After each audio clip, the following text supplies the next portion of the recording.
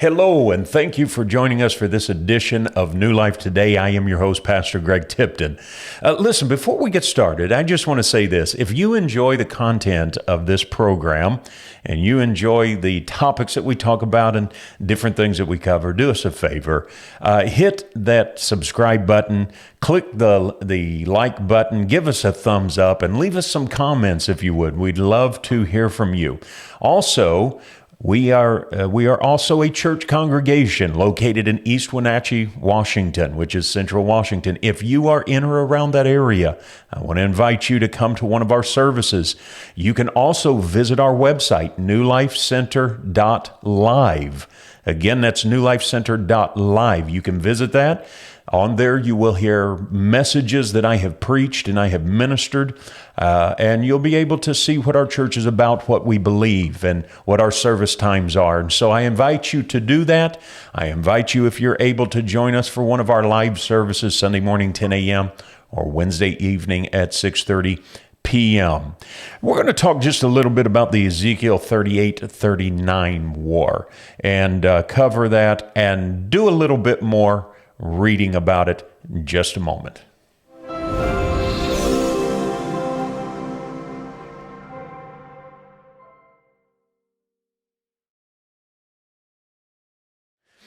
In Ezekiel 38 and 39, we have a description of a 10-kingdom coalition or a 10-nation coalition.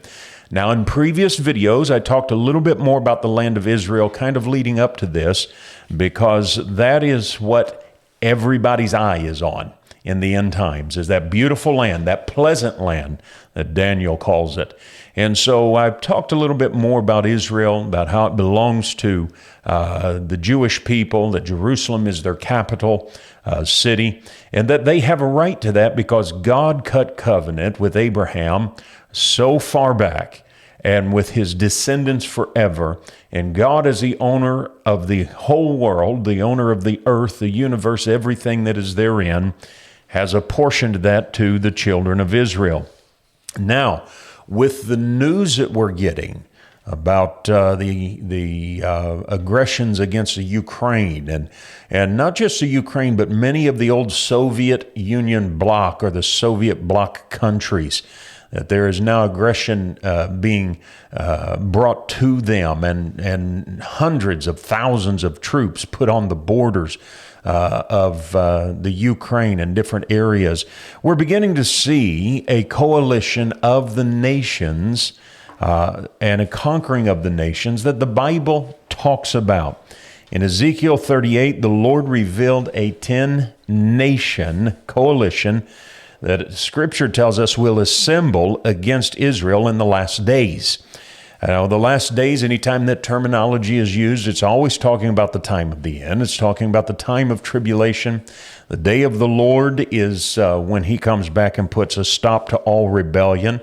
But in the last days, there will be a coalition. And when we read these names today, sometimes they may seem to be foreign to us. Like, for instance, we read in Ezekiel 38 where the Son of Man, talking about Ezekiel, has the instruction from the Lord to set his face or to speak against or to prophesy against Gog of the land of Magog, the prince of Rosh, Meshech, Tubal, and he says, prophesy against them.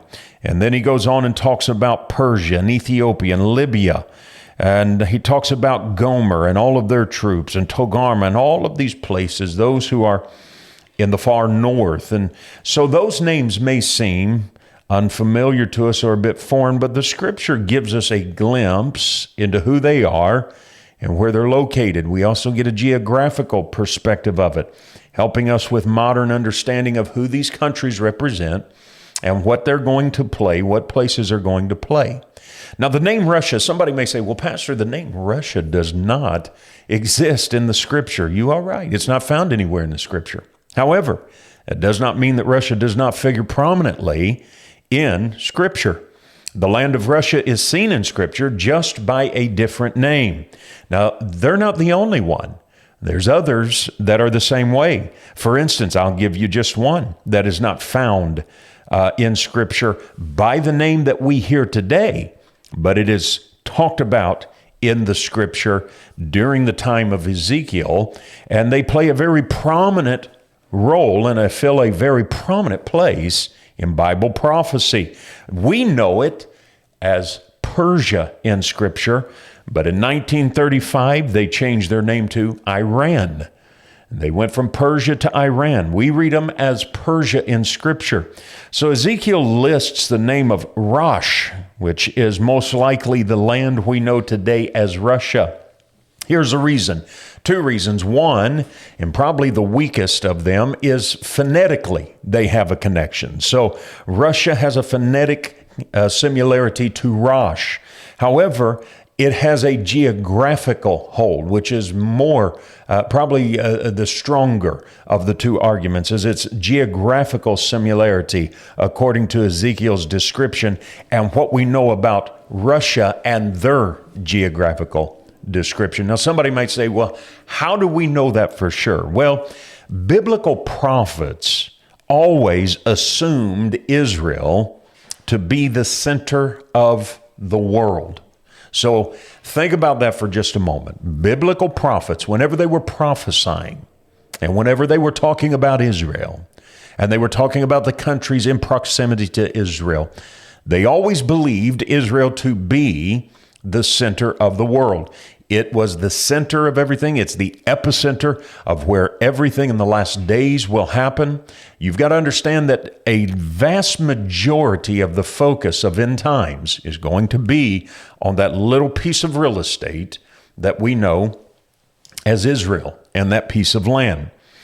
And so biblical prophets assumed it. So whenever we find compass points or geographical directions in prophecy, they are given in relation to the position of Israel. So when you look at Israel, north, south, east, west, you are looking at those nations. And so the terms or the terminology that is used helps us to understand the geographical position of these nations that will come about in the last days. Ezekiel and Daniel both describe Israel's end-time aggressor as descending from the far north. Now, you've got two countries that are talked about in Scripture as being in the north. You have one, which is the far north, which most Bible scholars will lend to being Russia.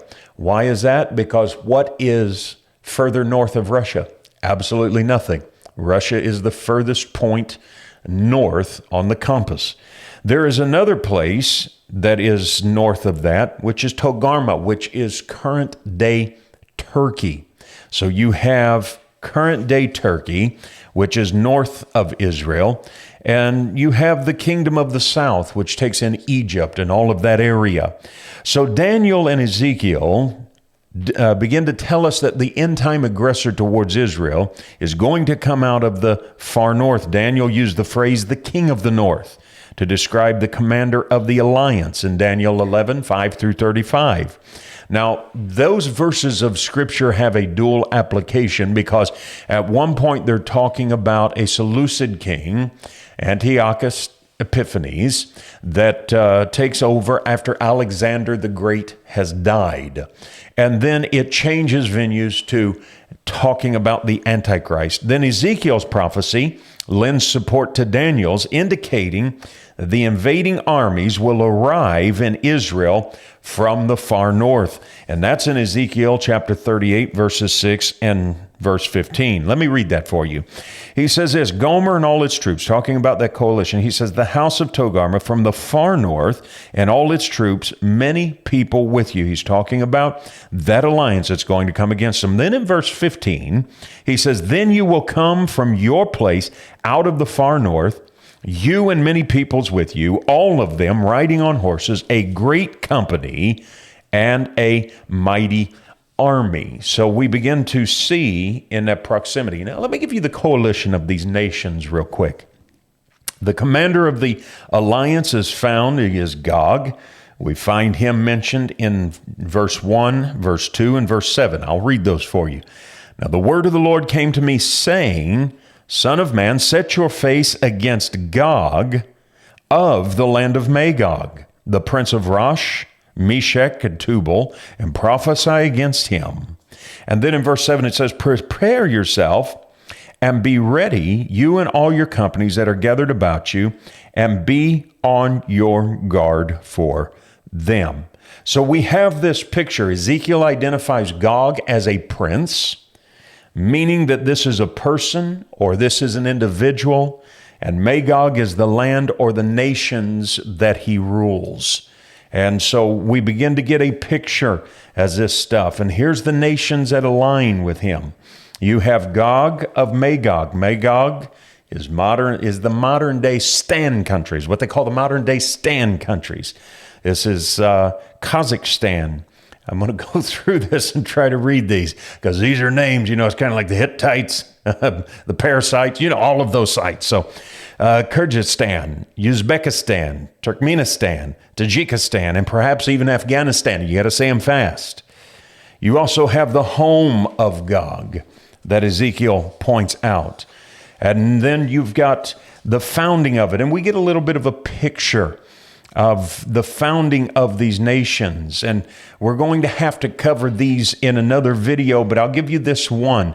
This one, which is Gog of Magog, Noah's second son, is the founder of this nation. Genesis chapter 2 gives us a picture of it as Noah's son establishes this part of the country. The sons of Japheth were Gomer, Magog, Madai, Javan, Tubal, Meshach, and Tyrus. Those nations today are predominantly Muslim nations. They will begin to make an alliance, and we're going to look at the remainders, Rosh, Meshach, Tubal, Persia, Ethiopia, all of the ones that are mentioned in another video. Listen, if you are enjoying this, I want you to hit that subscribe button. I want you to hit the like button. Give us a thumbs up. Leave us some comments and let us know what you think. Until I see you again, God bless you. I'll see you later.